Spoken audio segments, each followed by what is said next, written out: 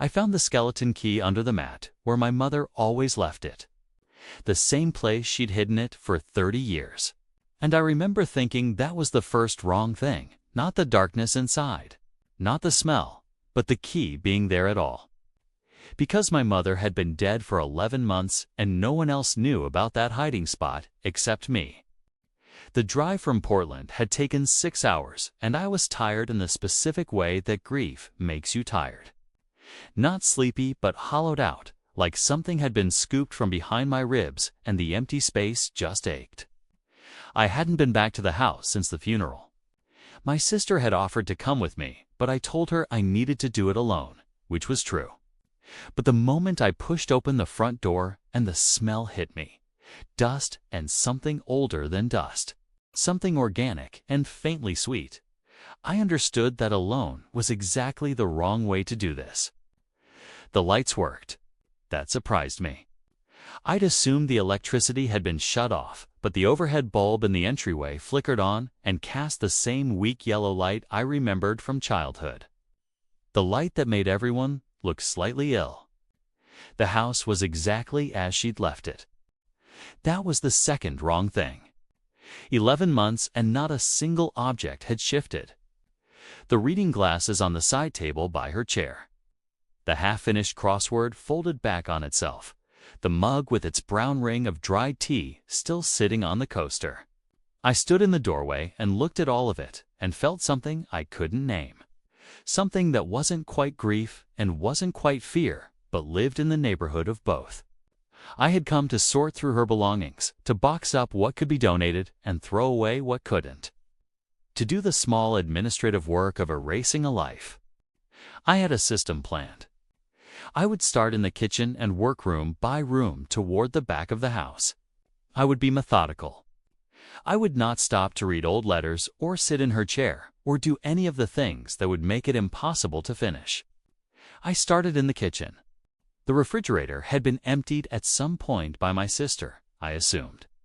In those first weeks when she was handling everything because I couldn't, but the pantry was still full. Canned goods and dry pasta and a jar of peanut butter with a thin layer of oil pooled at the top. I found garbage bags under the sink and started filling them. I worked for an hour without stopping and did not think about anything except the task, which was the only way I knew how to survive those months, filling every moment with motion so there was no room for the other thing to get in. It was when I stopped to get a glass of water that I heard it. A sound from the back of the house. From the direction of her bedroom. It was not a loud sound.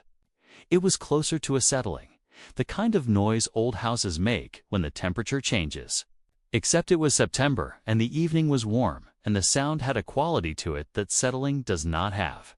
A deliberateness, like something adjusting its weight. I stood very still with the glass of water in my hand and listened. Nothing. I went back to the garbage bags. I told myself it was the house. I told myself I was tired and emotional and the house was old and houses made sounds. This particular house had always made sounds. I had grown up with those sounds and knew all of them. But I did not know that one. I finished the kitchen and moved to the living room and worked steadily through the books on her shelves, deciding what to keep, what to donate, filling boxes with the careful bureaucratic focus of someone trying very hard not to feel anything. The reading glasses went into a box I labeled personal effects. The crossword went into the recycling. The mug I washed and packed in newspaper and put with the things I was taking home. And I recognized that as a failure of my system, but allowed it. By 9 o'clock, the living room was half cleared and back. I was exhausted in a way that had moved past hollowed out and into something closer to physical pain. A heaviness in my limbs and behind my eyes. I decided I would sleep in the guest room and finish the next day. I had not planned to stay the night, but the drive back felt impossible, and I knew where she kept the extra linens. The guest room was at the front of the house, across from the living room, well away from her bedroom at the back. I told myself that as I made up the bed. I told myself it didn't matter. I was asleep within minutes of lying down, which surprised me because I hadn't slept properly in months. and the sleep was deep and total and dreamless. Or I thought it was dreamless until I woke at some point in the complete dark of the room and understood that something had woken me, and I did not know what. I lay still and listened. The house was quiet. The particular quiet of a house in a rural area, no traffic, no neighbors. Just the faint sound of insects outside and the internal silence of walls and floors and the spaces between them. Then I heard it again. The same sound from the afternoon. From the back of the house, except it was different now. Not a single settling, but a sequence. A slow rhythmic quality, like weight shifting from one foot to the other, like someone pacing. I did not move for a long time. I lay in the dark and ran through every rational explanation. The house was old. Animals sometimes got in. There was a family of raccoons that had lived in the crawlspace when I was 12 and my father had spent 2 weeks trying to get them out. It could be an animal. It could be pipes. It could be the foundation, which had always been slightly uneven on the north side, which was the side where her bedroom was. I believed none of these things, but I assembled them like a wall and hid behind them, and eventually, because there was nothing else to do, I got up. I moved through the living room in the dark because I didn't want to turn on the light. I don't know why. Some instinct that illumination would change something, reveal something, make it real in a way that the dark allowed me to avoid. The sound had stopped. The hallway to the back of the house was narrow, and I had played in this hallway as a child, and I knew it by feel. Knew where the floor creaked on the left side halfway down. Knew the way the air got slightly colder near the linen closet. I stood at the entrance to the hallway and listened. The door to her bedroom was open. I could see that from where I stood, the doorway, a slightly lighter rectangle in the dark of the hallway. The faint gray of the window beyond it, letting in just enough night sky to see by. And in that faint light, I could see that there was nothing in the room. No shape, no movement. I exhaled.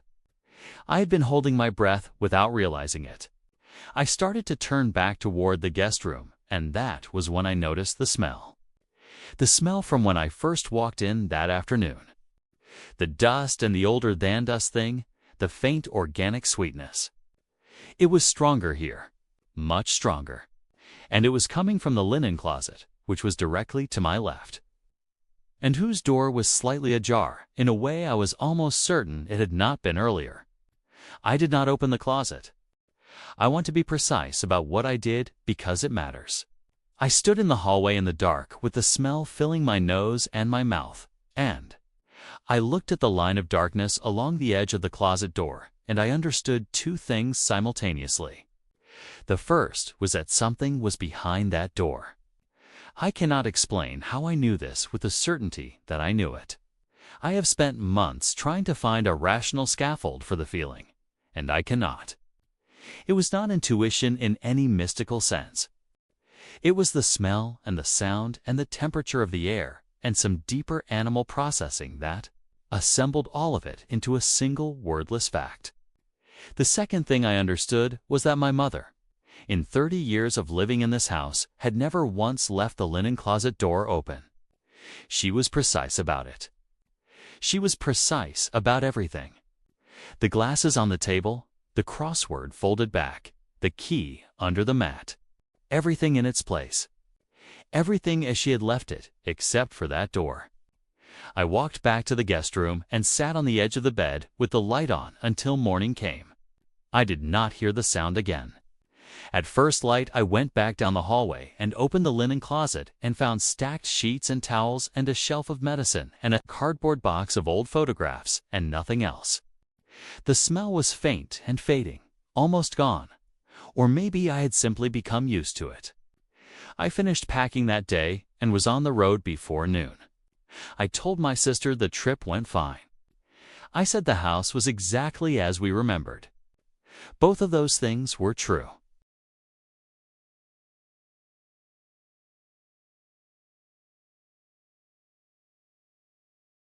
The first thing I noticed was the smell. Not rot, not mold something cleaner than that. Almost chemical, the way a hospital corridor smells at 3 in the morning, when the cleaning staff has gone home and the fluorescent lights are doing their slow, indifferent hum above empty beds. I had been driving for 6 hours when I pulled off the highway onto a road that wasn't on my GPS. A narrow strip of asphalt flanked by dead grass that looked as though it had never been green. And I remember thinking that the turn felt less like a decision and more like something that had already happened. Something I was simply catching up to. The motel appeared before I had time to feel surprised. A single-story building, 8 or 9 doors. A neon sign in the window of the office that said vacancy in letters the color of infected skin.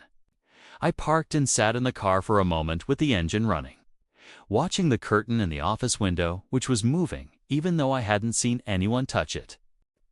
I told myself it was the ventilation system. I told myself a lot of things that night.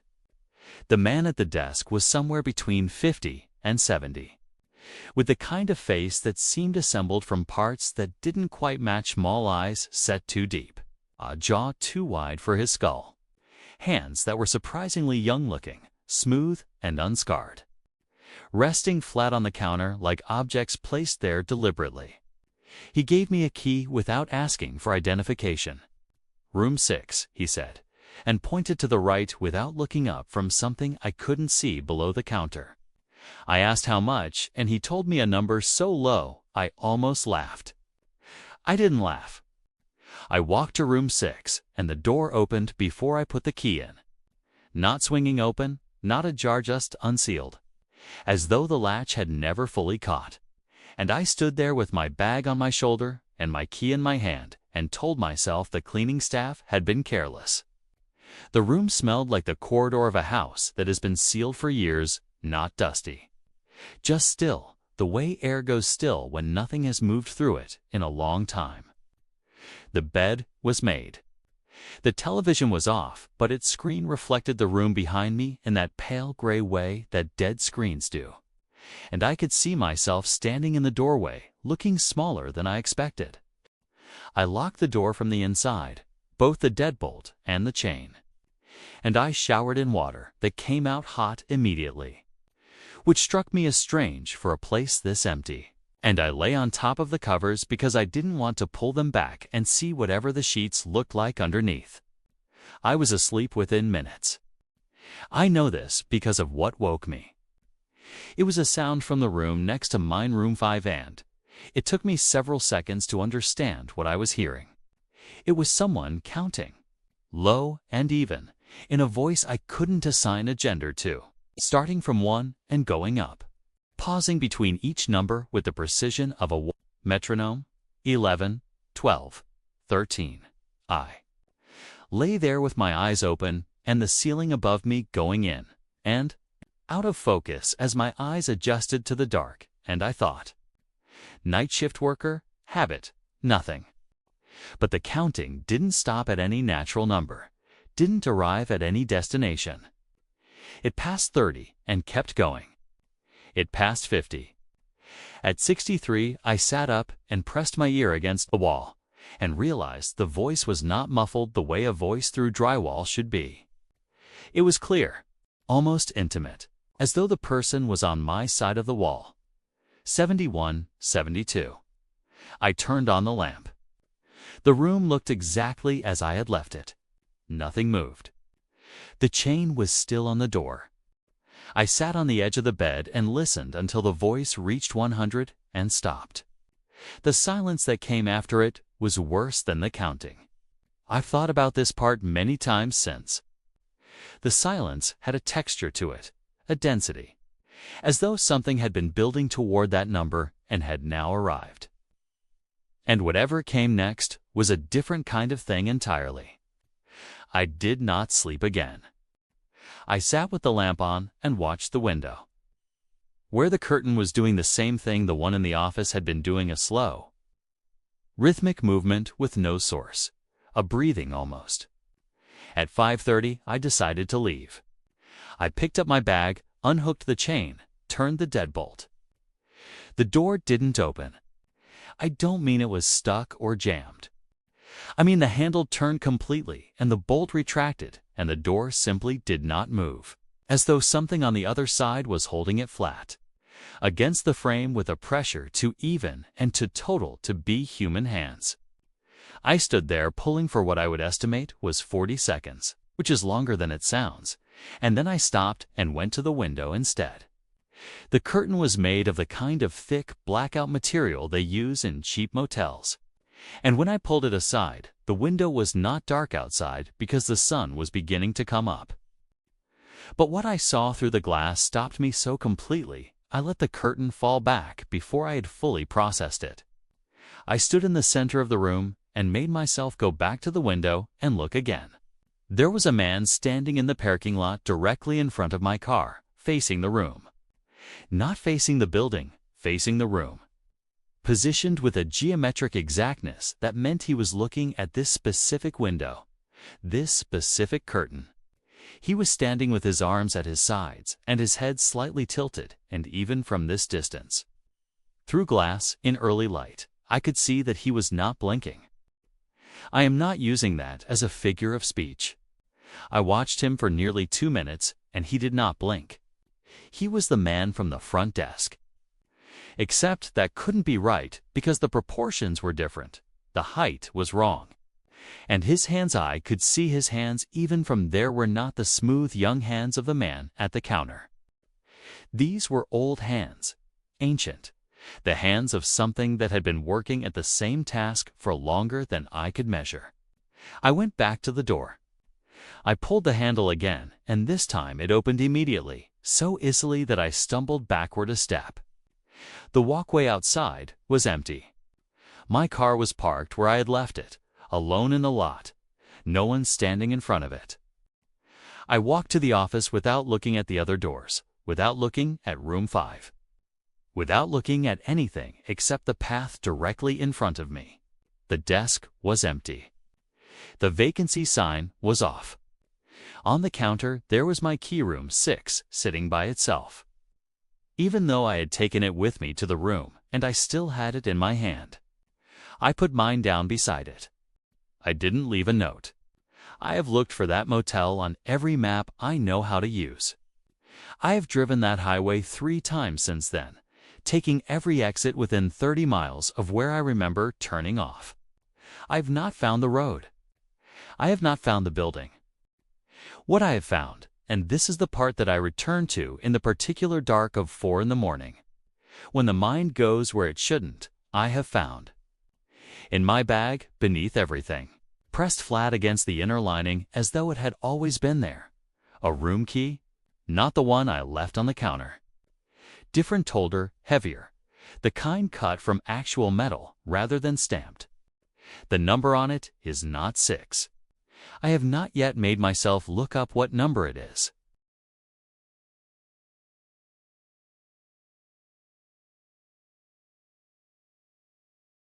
The landlord told me the previous tenant had left in a hurry. He said it with a shrug, the kind men give when they've decided not to think too hard about something.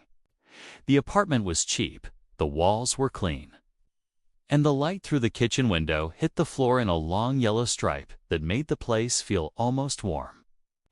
I signed the lease the same afternoon. I was 31, recently divorced, working remotely, and I needed somewhere that cost less than what I was paying and required less than what I was feeling. The apartment asked nothing of me. That was the first thing I liked about it. The second thing I liked, I later understood, was an illusion. I moved in on a Thursday. By Saturday, I had unpacked everything and arranged my desk near the window and bought groceries and cooked a real meal for the first time in months. I felt something close to stability, which was rare enough that I noticed it. That night, I slept without waking, which was also rare. And in the morning, I stood in the kitchen drinking coffee and watched the pigeons on the ledge across the street and thought that maybe this was the beginning of something manageable. The sound started on the 4th night. It was not loud. That was the thing about it. A loud sound you investigate, you find the source, you fix it or you don't, and either way you understand it.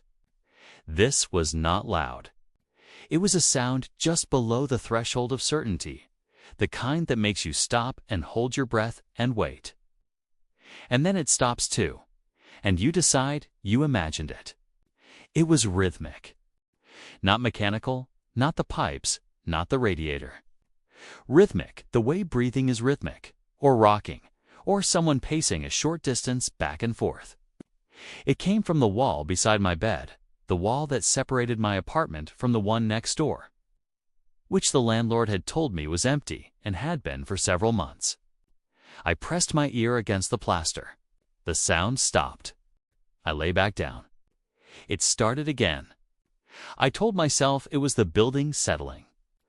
Old buildings settle. They contract at night when the temperature drops, and the materials shift against each other, and the sounds they make can be strange. I told myself this for 3 nights. On the 7th night, the sound was joined by something else. A smell. Faint, sweet, in a way that was not pleasant. The way overripe fruit is sweet, or standing water. I checked my kitchen. I checked under the sink. I found nothing. In the morning, the smell was gone, and I wondered again if I was inventing things. If the divorce and the move and the general unmooring of my life had made me sensitive in ways I didn't fully understand. I called my sister. I told her about the sounds and the smell, and she asked if I was eating and sleeping, and I said yes to both, which was mostly true. She said sometimes new apartments take getting used to. She said, give it a month. I said I would.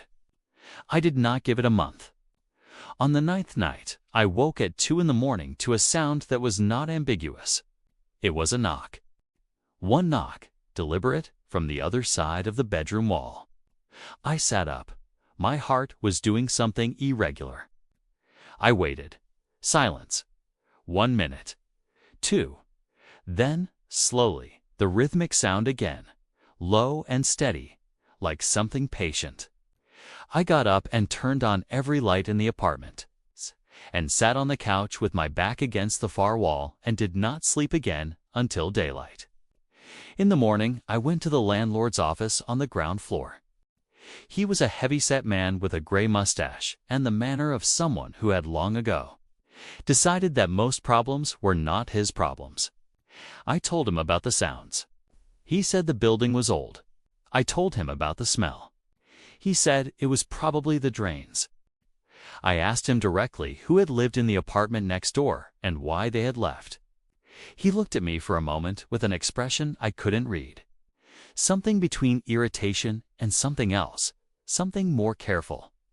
He said a young woman had lived there. He said she had moved out suddenly, left most of her furniture, forfeited her deposit. He said people do strange things. He said he hadn't gotten around to clearing the place out yet. I asked if I could see it. He said there was no reason for that. I said I'd heard something through the wall. He said old buildings make noise. I left his office without the feeling of having been reassured. That afternoon, I found the building's back staircase and walked to the floor above mine and came down the front staircase counting doors and found the apartment that shared my bedroom wall. I knocked. Nothing. I tried the handle because I don't know what I expected. It was locked. I stood there in the hallway for a moment, feeling foolish and also feeling something else. Something lower in the body than foolishness. Something that made me want to move away from that door without turning my back to it. I went back to my apartment. I moved my mattress into the living room. I told myself it was temporary. That was 11 days after I moved in. On the 14th day, I found the photograph. It was in the narrow gap between the bathroom cabinet and the wall, face down. And I found it because I dropped a razor and it slid into that gap, and when I reached in to retrieve it, my fingers found the photo first. It was a Polaroid. A woman, somewhere in her late 20s, standing in what I recognized after a moment as my kitchen. The yellow light, the same window, the same floor. She was not looking at the camera. She was looking at something to her left, something outside the frame. And her expression was not fear exactly, but was the expression that comes just before fear. The moment when the mind has registered something and is still deciding what it means. On the back of the photograph, in small, precise handwriting, were 6 words. It does it when you sleep. I stood in my bathroom for a long time. I thought about what the rational explanations were. I made a list of them in my head. Previous tenant, left in a hurry, dropped a photograph. The writing was a note to herself. A reminder about a leak maybe, or the boiler. Something that happened at night, something that required her attention while she slept and that she was afraid of missing. I was good at this. I had always been good at constructing reasonable explanations. The reasonable explanation was usually correct. I put the photograph in a kitchen drawer face down and made dinner and watched something on my laptop and went to my mattress on the living room floor and turned off the light. I woke at a time I didn't know to the smell. Strong now, much stronger, filling the room in a way that made me breathe through my mouth. And under the smell, the sound, not from the wall this time, from the hallway, from just outside my apartment door. Rhythmic, low, patient. And then a sound I had not heard before. Not a knock. Slower than a knock. A single, dragging movement against the door. From the bottom to somewhere near the middle, like something being drawn upward across the wood. Something with not quite enough strength to knock, but present. There, and aware that I was on the other side. I did not move for a very long time. The sound did not repeat. The smell faded slowly, the way a candle smell fades after you leave a room, dissipating unevenly until you can no longer be sure it was there. When the light came through the windows, I got up and opened my door. The hallway was empty. On the floor in front of my door, there were marks in the dust that coats old hallway floors, marks that could have been anything. A shoe? A bag dragged by a passing neighbor, a coincidence of angles and low light. I looked at them for a long time. I packed a bag that morning. Not everything, just what I needed. I left the key on the kitchen counter. I did not contact the landlord. I did not go back for my things. A week later, I called a friend who had a truck, and we went in the middle of the day. Both of us, and we took everything quickly and did not linger. My friend asked me why I was rushing. I said, I just wanted to be done with the place. He walked through the rooms while I packed, and when he came back to help me carry boxes, he was quiet in a way he hadn't been when we arrived. I didn't ask him what he'd seen or heard. Some questions are not really requests for information. Some questions are just ways of making a thing more real than you can afford for it to be. I have not driven down that street since. I don't know who lives in the apartment now or in the one next to it. I know the landlord has probably rented both of them out because that is what landlords do. Because buildings need to generate income regardless of what happens inside their walls. Sometimes at night, in the apartment I live in now, which is on the 4th floor of a building that is 10 years old and full of young professionals and has no history worth speaking of, I hear the pipes. I hear the building settle.